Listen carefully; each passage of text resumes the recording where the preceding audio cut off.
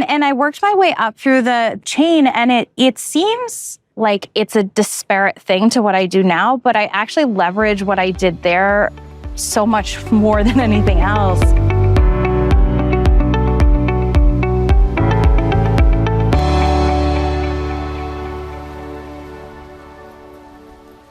Because you've got an interesting journey, right? I have all kinds of journeys. I do have an interesting journey. Like I did research. My research was I wrote podcast.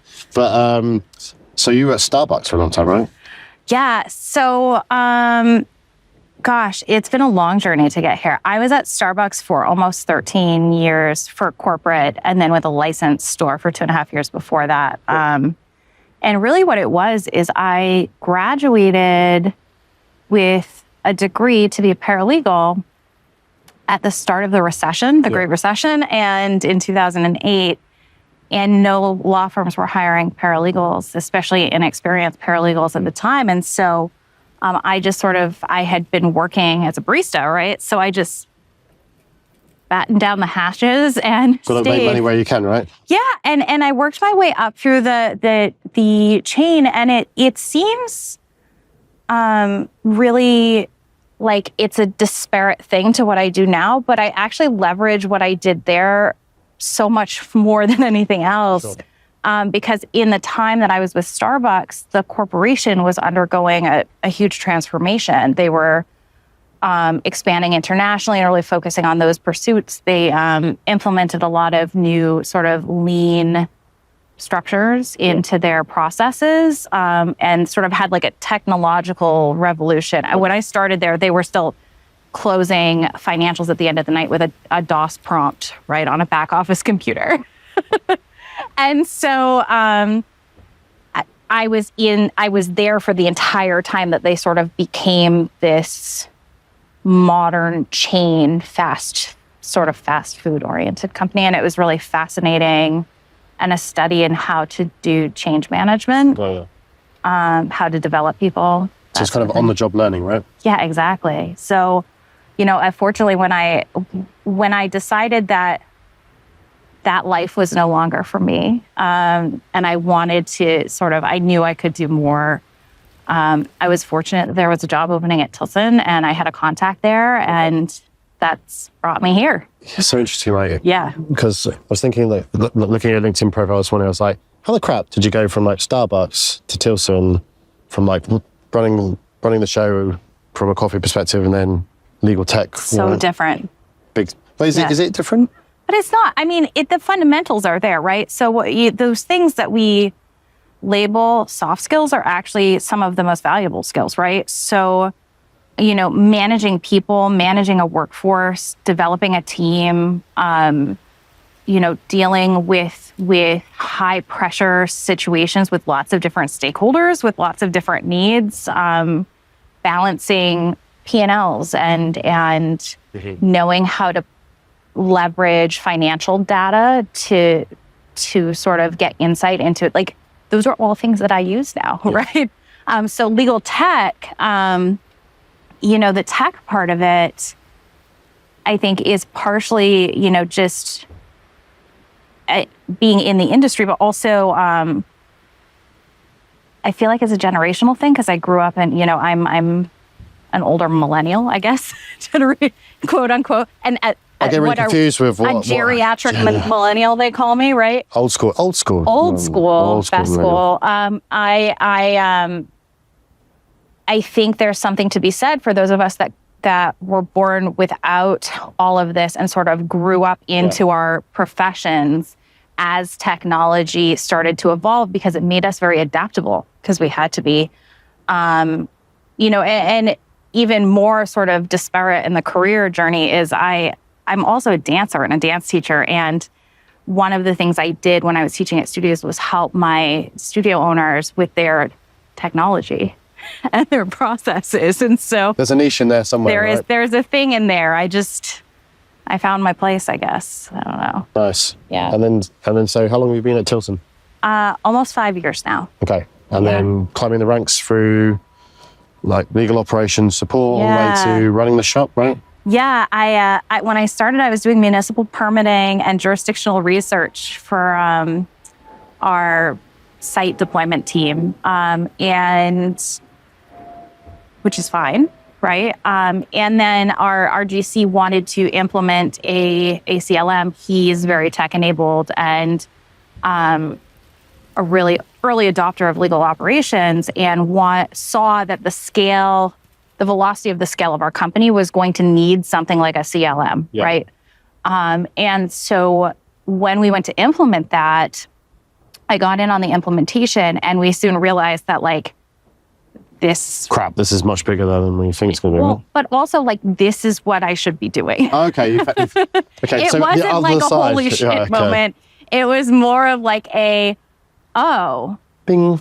Yeah. it all clicked. And he's like, I want to stand up a legal operations function.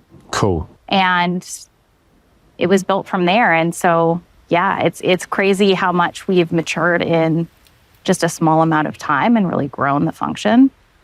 So do you guys how do you think around legal operations from an enablement perspective? Do you kind of people process tech, kind of the old school methodology, or just or you're like, we're just going to buy this and then cope and see how we go? No.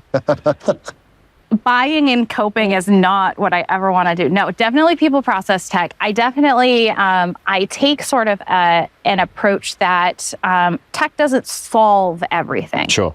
Right? It is a catalyst for solving a problem, but there are other things that need to be in place around that tech, right? So I need to have the right people championing that tech, implementing that tech, and providing administrative support and providing subject matter expertise as that champion throughout the maturation of using that tech, right? So you can have somebody you implemented and yeah, we're good to go, and everybody is pumped. And then what happens a year later when you have some key learnings or the company has scaled and changed and there's nobody paying attention to those processes, there is a constant to change management and a constant to tech implementation that I think we overlook sometimes. And so that, definitely not just giddy up, here we go with a tech solution. You break my heart because I used to sell tech, so that's just going to just push it and then hope for the best, right? Right. Well, I mean,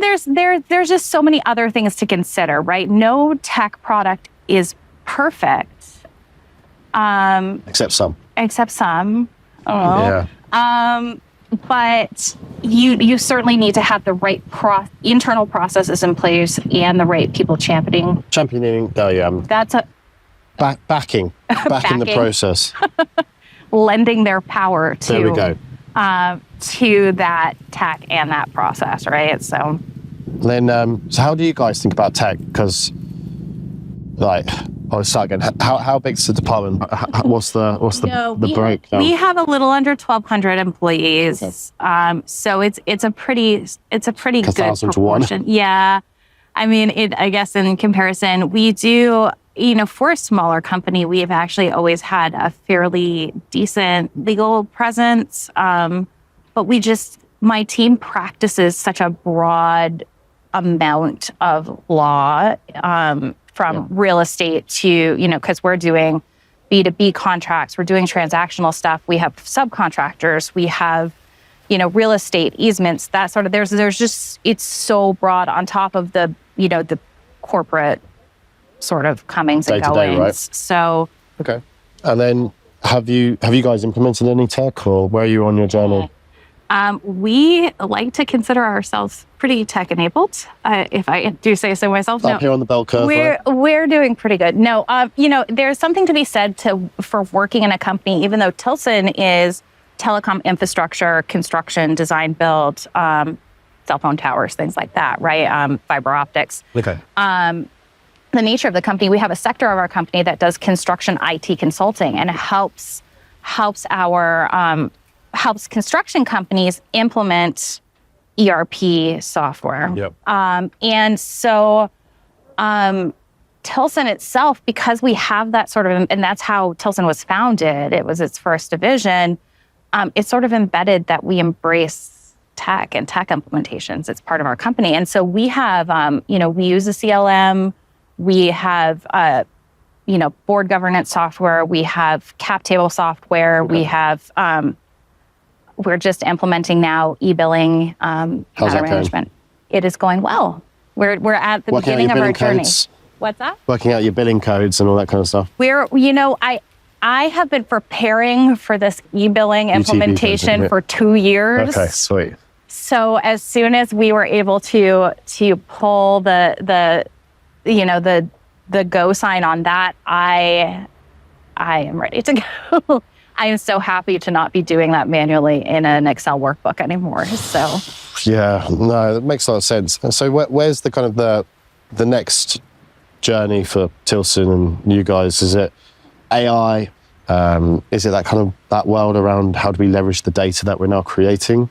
yeah, there's the AI discussion is all over the place, right? But I think there are really smart ways to use AI that make our lives so much more efficient, but we have to have the right guidelines in place to make that happen, right? So we're exploring, ways to draft and do things that use AI. And certainly some of our, SaaS platforms that we do have built up AI capabilities that are really helping with things like contract review and stuff like that.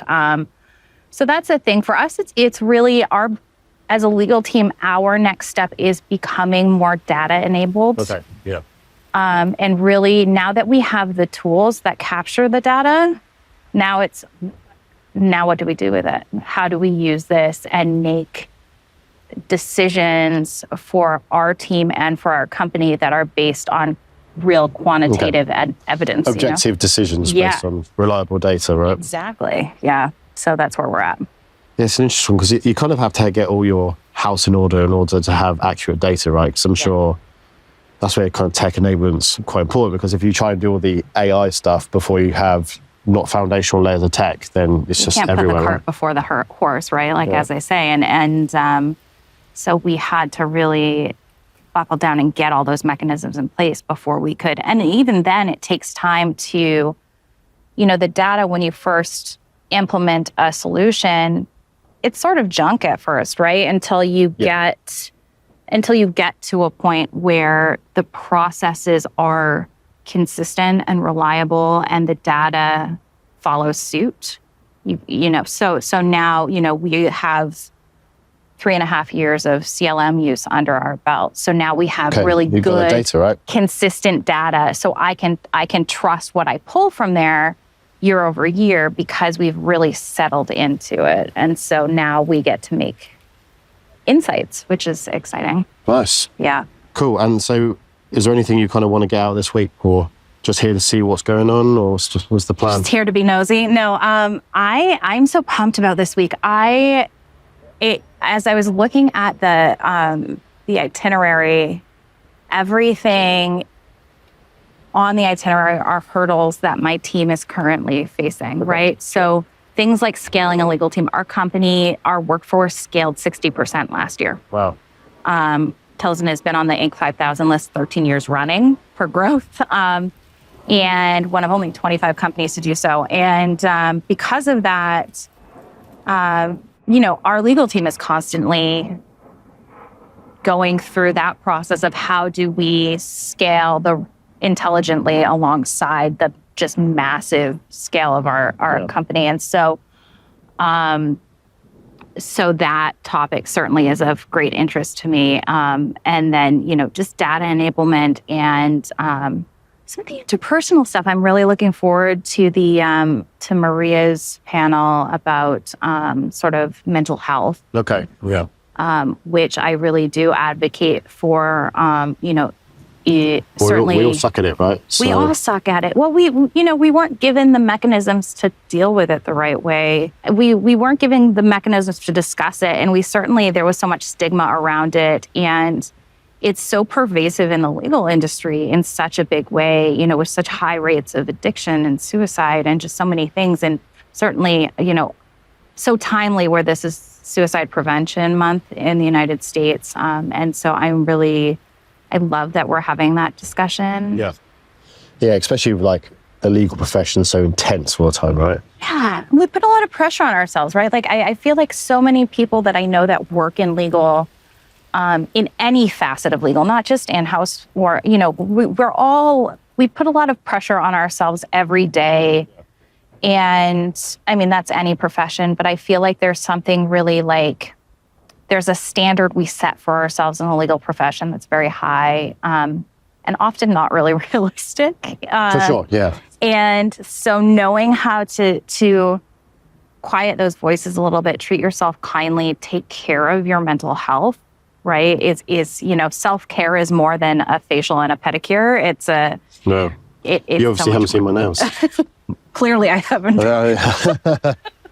It's so much more than that, though, and it's so heartening to see in professional communities the discussion happening, Yeah. which Nice. I love. Yeah. Well, thanks for taking the time, Liz. Yeah, I'm so happy to chat and sit on this beautiful roof. Kind of hoodwinked you into doing this, so I'm okay. you're all good with it. But no, like I said, thanks for taking the time. Of course.